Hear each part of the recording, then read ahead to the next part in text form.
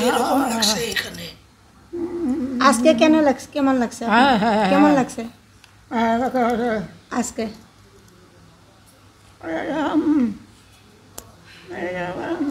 আমি যাতে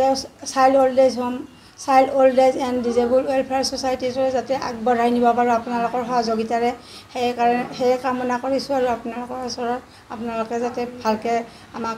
আগবঢ়াই লৈ যায় আৰু সেইকাৰণে আপোনাৰ ওচৰত মানে ইয়াতে অহাৰ কাৰণে ভাল লাগিছে আৰু আমাৰ আইতাৰ আজি জন্মদিন পালন কৰিছোঁ আৰু ময়ো এখন অল্ড এজ হোম খোলাৰ কাৰণে বহুত দিন হৈ গ'ল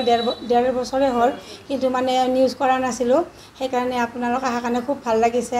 আৰু আইতাৰো আজি জন্মদিন